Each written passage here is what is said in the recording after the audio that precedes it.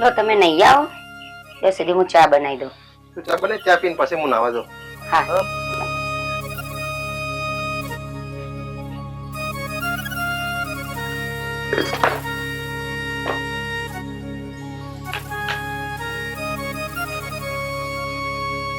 હું શું કહું, તમે સાંભળો છો? હા.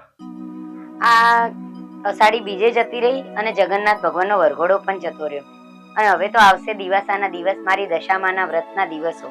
તો તમને ખબર જ છે ને કે મારે દશામાનું વ્રત કરવાનું છે અને એમાં પાછું ઉજવવાનું છે મારું વ્રત.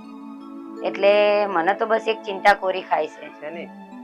આ ઘરમાં પૈસા નહીં એની, કે પૈસા વગર હું દશામાનું વ્રત કેવી રીતે કરીશ?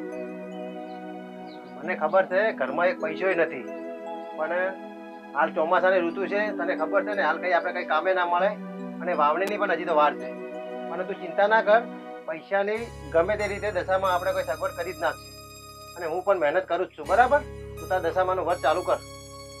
વાત સાચી તમારી, પણ એ તમને ખબર ને કે આ વખત પૈસા વધારે જોઈશે, કેમ કે વ્રત ઉજવવાનું છે. કશું વાંધો નથી, તું ચિંતા ના કર. હું મારા ગમે તે જગ્યાએથી જઈ મહેનત કરીને પણ તારા દશામાનું વ્રતનું સારી રીતે ઉજવણું થાય એવી સગવડ હું કરી જ નાખીશ. તો તાર દશામાનું વ્રત તો ઉજવવું તો પડશે જ આપણે, કારણ કે હું છેલ્લું વર્ષ છે. હા તો વાંધો નહીં, એ તો મને વિશ્વાસ છે મારી દશામા ઉપર. હા, મારા દશામા ઉપર મને પણ વિશ્વાસ છે કે જરૂર કઈ સગવડ કરી જ આપશે આપણે. સારું, તો તમે નહીં આવો ને હું ચા બનાવી દઉં તમારા માટે. હા.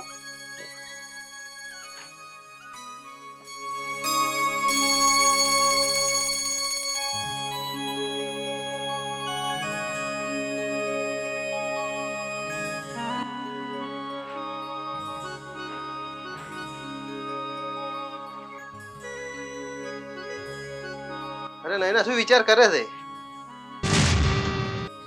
અરે વિચાર તો એ કરતી હતી, બેહો તમે.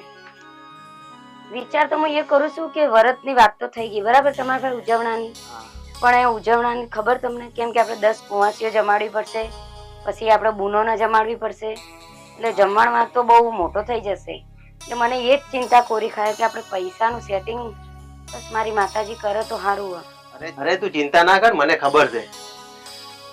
હું ગામમાં કઈ ઓટો મારું છું, કઈ ના કઈ મને મજૂરી મળી જશે. અને મજૂરી નહીં મળે તો હું મારા 4-5 મિત્રો છે એમના પાસેથી પણ કઈ પૈસાની સગવડ કરી લાવીશ. પણ તું ચિંતા ના કર.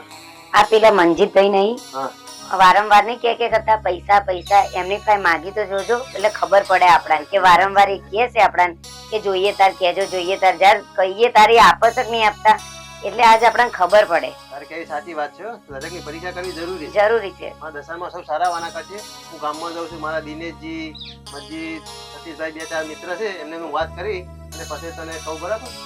અને મારા દશામાં ગમે ત્યાંથી કામ પણ આપી દે છે. મને વિશ્વાસ છે માતાજી ઉપર. કોઈના પૈસા રાખવા દે ના ના, આપણે તો ગમે તે મજૂરી કરીને, 2 માણસ મજૂરી કરીને ભર દઈશું પૈસા. તો આ ચોમાસાની ઋતુ જતી રહે એટલે કામ તો ઉઘડવાનું જ છે. એ બધું કામ કરીને હું એમને મજૂરી કરીને પણ એમના પૈસા પાછા આપી દઈશ. હા હા, બરાબર? અને મારા દશામાં સૌ સારા વાના કરશે. તું વ્રતની તૈયારી કર, હું ગામમાં વાટો મારીને આવું છું.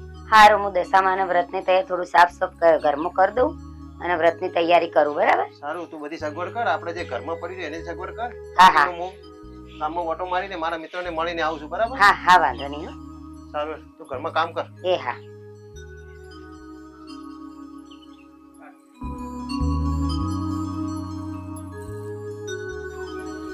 એ મારા દશામાં કંઈક એવું કામ અપાય કે તારું વર્ક પણ થઈ જાય અને એનું ઉજવણું પણ થઈ જાય. અને આવા ચોમાસાની ઋતુમાં કામ પણ ક્યાં શોધું? આવા ચોમાસાની ઋતુમાં પહેલાનું કામ પણ કોણ આવશે મને?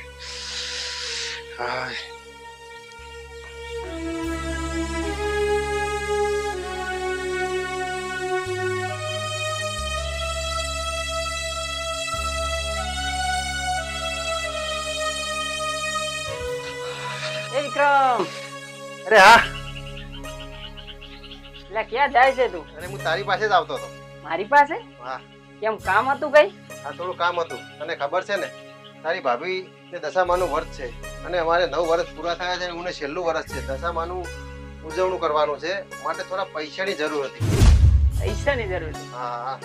અરે વિક્રમ, તને ખબર તો છે કે આ ઉનાળો ગયો એટલે મારે પાણીનું મામેરું ભરવાનું, એમાં પૈસા વપરાઈ ગયા અને થોડા ઘણા વધ્યા હતા. એમાં હાઈસ્કૂલ છોકરોને ખુલે એમાં ચોપડા ને ગણવેશ ને એમાં વપરાઈ ગયા. અને તને ખબર તો છે કે ચોમાસામાં આપણે કઈ આવક ચાલુ થાય, આપણે ખેતીની આવકે ચાલુ ના થાય ચોમાસામાં કે કઈ થતી નથી એટલે ક્યાંથી પૈસા હોય મારી જોડે. હા પણ કઈ કામ હશે તો હું તને કહીશ, અને જો મારી થતી એટલી મહેનત કરીશ અને દશામાં તારો બહુ સારો વનો કરશે એવું. અરે એ તો મને વિશ્વાસ છે મારા દશામાં પર, પણ તારે પછી કઈ કામ હોય ને તો જરૂર મને યાદ કરજે હો. હા હા હું જરૂર કહીશ યાર.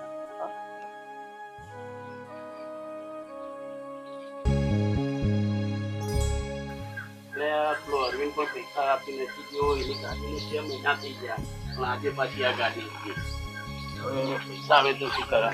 અરે શેઠ, મજામાં? મજામાં? કેવું બસ ચાલે? મજા, સારું છે. હા બોલો બોલો, કેમ ભૂલા પડ્યા? અરે મજીભાઈ, થોડું કામ પડ્યું હતું તમારું. બોલો ને. અરે થોડા પૈસાની જરૂર હતી.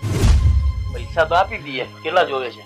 અરે તને ખબર છે ને, તારી ભાભીને દશામાનું વ્રત છે, અને એમાં બી આ છેલ્લું વર્ષ છે એટલે દશામાના વ્રતનું ઉજવણું કરવું છે, એટલે થોડા પૈસાની જરૂર હતી, 20-25 હજારની. આપું 20-25 હજાર રૂપિયા, પણ સામે વસ્તુ શું આપશો? અરે અમે તો ગરીબ માણસ યાર, અમારી પાસે શું વસ્તુ હોય. પણ વિક્રમ તને ખબર તો છે ને કે મારે તો વ્યાજનો ધંધો છે. આ ગાડી ઉપર જો હાલ જ એક ભાઈ ગાડી મૂકીને ગયા, એમને લાખ રૂપિયા આપ્યા. પેલી ગાડીનો આજે 16 આવવાનો વાયદો છે, બરાબર? એટલે મારે તો ધંધો આ જ છે. પૈસા તો યાર મૂક્યા આપવા ના કહું, પણ મારે સામે કોઈ વસ્તુ જોઈએ એવું કર કે તાર બૈરાનો દાગીનો બાગીનો હોય તો આપ. અરે અમારા ઘરમાં દાગીના પણ ક્યાં છે યાર, તારા પૈસા અમે દૂધે ધોઈને તમને પાછા આપી દઈશ. વિક્રમ તારી વાત સાચી છે, પણ અમારે શું છે, જો પૈસા આપે છે ને એટલે પૈસા લેતા વેળી બધા આવી રીતના ક્યાં છે, પણ જયારે પૈસા લેવા જાય છે ને ત્યારે ધોકા લઈને હમલા થાય છે. તો વસ્તુ આપેલી હોય ને તો એમને પણ ગરજ હોય, અને પૈસા આપ્યા પછી પણ ઘણા લોકો પાછા નહીં આપતા, એટલે અમે આ વસ્તુ લઈએ. અરે તારા કેવી છે વાત તો સાચી છે,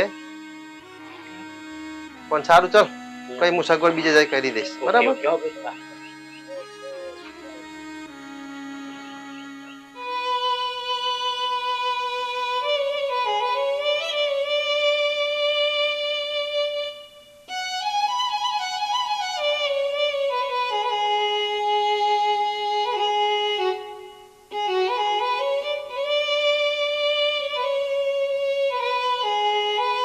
અરે હું તો કંટાળી ગયો, આખા ગામમાં ફરી ફરીને દિનેશ પાસે અને મસ્જિદ પાસે એટલા પૈસા છે, પણ 1 રૂપિયો પણ મને ના આપ્યો. તો પછી ઘરે પણ કેવી રીતે જાવું? મારે તો ઘરે જવાનો જીવ પણ નથી થતો, પણ શું કરું, ઘરે નહીં જાવ તો નયના પણ મારી ચિંતા કરશે. ઘરે તો જવું જ પડશે. એમાં દશામાં હવે તો તારા ઉપર જ એક આધાર છે, તું જ કંઈક રસ્તો બતાવજે માં.